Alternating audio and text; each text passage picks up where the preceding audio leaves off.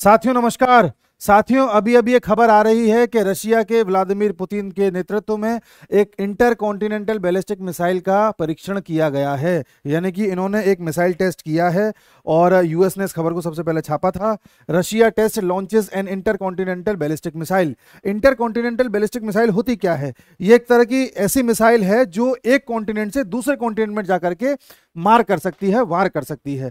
Russia ने यह test अस्त्राखान नाम की जगह पर किया है, जो कि रशिया के यूरोप वाले पोर्शन के साउथ में आता है। देखिए रशिया का जो यूरोप वाला पोर्शन है, ये यूरोप वाला पोर्शन है, इसके साउथ में आता है अस्त्राखान। अस्त्राखान रीजन से बैलिस्टिक मिसाइल का टेस्ट करने से फायदा ये होता है कि यहां से लंबी रेंज कवर होती है, हजारों किलोमीटर की रेंज कवर होती है, पूरा यूरोप कवर होता है, पूरा वेस्ट एशिया कवर होता है। और इस वक्त लड़ाई के लिहाज से ये दो पॉइंट काफी ज्यादा सेंसिटिव है रशिया के लिए। रशिया में पुतिन अभी चुनाव जीते थे तो उन्होंने कहा था कि हम लोग वर्ल्ड वॉर 3 के बहुत नजदीक खड़े हुए हैं। और उसके कुछ दिनों बाद हम देखते हैं कि ईरान पर इजराइल हमला कर देता है, ईरान इजराइल को धमकी देता है, अलग अलग इन लोगों में टेंशन हो जाती है। पीछे यूएस कहता है कि हम खड़े हुए हैं ईरान, तुमको हम देख लेंगे, हम इजराइल के साथ खड़े हुए हैं। और इधर रशिया ने पहले ही कह दिया था कि हम भी नजर बनाए हुए हैं।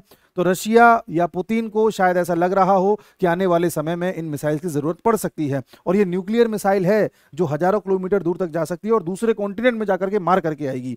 ऐसी मिसाइल पूरी दुनिया में चुनिंदा देशों के पास ही है। अगर हम इसकी चर्चा करें तो पूरी दुनिया में ये इंटर कॉन्टिनेंटल जो मिसाइल है, ये यूएस के पास है, रशिया के पास है, चाइना के पास है, फ्रांस के पास है, इंडिया के, भारत के पास भी है, यूनाइटेड किंगडम के पास है, इजराइल के पास है, नॉर्थ कोरिया के पास है। गिने चुने 8-10 देश हैं जिनके पास ये मिसाइल है, inter continental missile, nuclear missile, ballistic missile.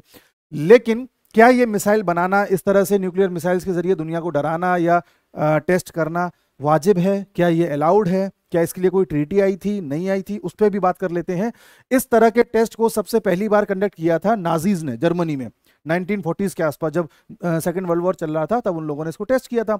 लेकिन जैसे ही सेकेंड वर्ल्ड वॉर खत्म हो गया तब पूरी दुनिया में केवल 2 पोल्स बचे रह गए, एक यूएस और एक यूएसएसआर। तो यूएस और यूएसएसआर को लगा यार ये जो मिसाइल थी जो इतनी दूर तक जाके वार कर रही है, क्यों ना ऐसी कुछ मिसाइल्स हमको भी डेवलप करनी चाहिए। तो यूएसएसआर भी डेवलप करने लगा, यूएसएसआर ने ज्यादा करी और जल्दी करी, यूएसए भी करने लगा। करते करते इन्होंने इतनी ज्यादा मिसाइल्स डेवलप कर ली कि इनको खुद डर लगने लग गया कहीं ऐसा ना हो कि यूएसएसआर यूएसए पर अटैक कर दे या यूएसए यूएसएसआर पर अटैक कर दे और कल को पूरी दुनिया ही समाप्त हो जाए। इसलिए इस डर को खत्म करने के लिए, इस डेटरेंस को कम करने के लिए इन लोगों ने एक ट्रीटी करी, एंटी बैलिस्टिक मिसाइल ट्रीटी। इसे एबीएम ट्रीटी भी बोलते हैं, एबीएमटी भी बोलते हैं। इस ट्रीटी को 1972 में साइन किया गया था और यह ट्रीटी लगभग 30 साल तक, 2002 तक अस्तित्व में रही थी। सभी देशों ने या दोनों देशों ने मेनली इसको काफी फॉलो किया था, यूएसएसआर ने और यूएसए ने। लेकिन इस ट्रीटी में बात क्या करी गई थी? इस ट्रीटी में इन्होंने बात ये नहीं करी थी कि हमने जो मिसाइल्स बनाई हैं उनको खत्म कर देंगे।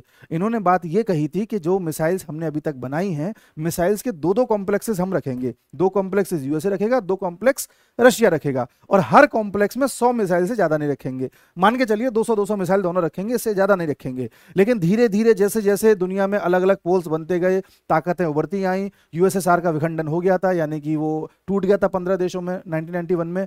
तो उसके बाद यूएसए को लगने लगा कि कहीं ऐसा ना हो कि रशिया अकेला उभर करके आए और कल को मेरे पर वार कर दे, कल को चाइना उभर करके आए और मेरे पर वार कर दे। तो यूएसए ने कहा कि 2002 में, इसके 30 साल बाद, कि मैं इस ट्रीटी से बाहर आ रहा हूं, मुझे इस ट्रीटी को नहीं मानना और मैं इस ट्रीटी को कैंसिल कर रहा हूं। यूएसए इस ट्रीटी से बाहर आ गया, उस ट्रीटी का कोई मतलब नहीं रहा। उसके बाद से ये ट्रीटी ये लोग दूसरे देशों पर लागू करते आए और बोलते हैं तो कोई कुछ मत करना, इस तरह का टेस्ट, कोई न्यूक्लियर मिसाइल टेस्ट नहीं करेगा।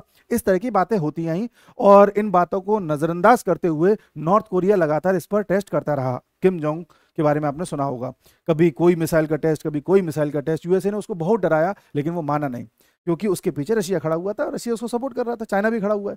खैर वो नॉर्थ कोरिया की बात है, हमें उससे मतलब नहीं है। लेकिन बढ़ते इस तनाव के बीच जो आजकल अलग अलग पॉइंट्स पर युद्ध हो रहे हैं, तनाव हो रहा है, अलग अलग टेंशन्स क्रिएट हो रही हैं, रशिया आए दिन कोई ना कोई टेस्ट कर रहा है।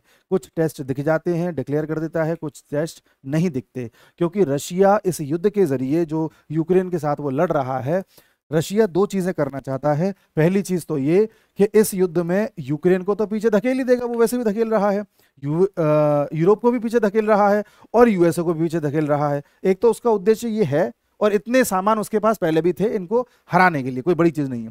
लेकिन रशिया के लिए सबसे ज्यादा जरूरी हो गया है अपनी इकोनॉमी को साउंड करना, बनाए रखना, इकोनॉमी नहीं गिरनी चाहिए। और इकोनॉमी ठीक होती है हथियारों की बिक्री से, और हथियारों की बिक्री तब होती है जब ग्राहक देख लेता है कि अरे ये हथियार तो बड़ा अच्छा है, चलिए इसको खरीद लेते हैं।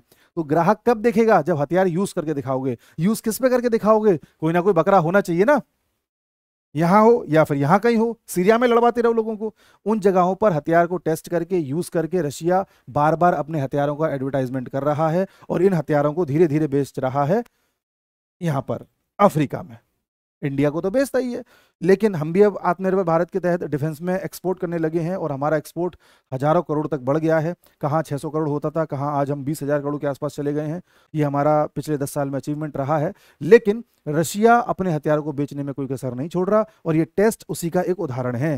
डिफेंस तो है ही, रशिया को मालूम है कि इतना कोई हमला नहीं होने वाला, उस पर न्यूक्लियर हमला नहीं होने वाला, लेकिन इसकी बिक्री एक बहुत बड़ा रोल निभाएगी। प्लस रशिया तीसरा चीज ये भी साधना चाह रहा है कि वेस्ट एशिया टेंशन मत लेना, अगर यूएस से तुमको परेशान करे, ईरान तुमको यूएस से परेशान करे तो टेंशन मत लेना, यहीं से टेस्ट किया है, सही सीधे आ जाएंगे, खत्म कर देंगे तुम्हारे कोई भी खतरे को। ये बात इन लोगों की हुई है और इस तरह का यहाँ पर मामला चल रहा है। खैर, अब जो भी इसमें डेवलपमेंट होगा हम उस पर चर्चा करेंगे। अभी तो सिर्फ इतनी ही खबर आई है कि इन लोगों ने टेस्ट किया है और जगह का नाम बताया है, और ये बताया इंटरकॉन्टिनेंटल है। इंटरकॉन्टिनेंटल का मतलब ऐसी मिसाइल जो हजारों किलोमीटर दूर तक जाकर के दूसरे कॉन्टिनेंट में जाकर के वार करे और दुश्मन को निस्तनाबूद कर दे। ठीक है, नमस्कार।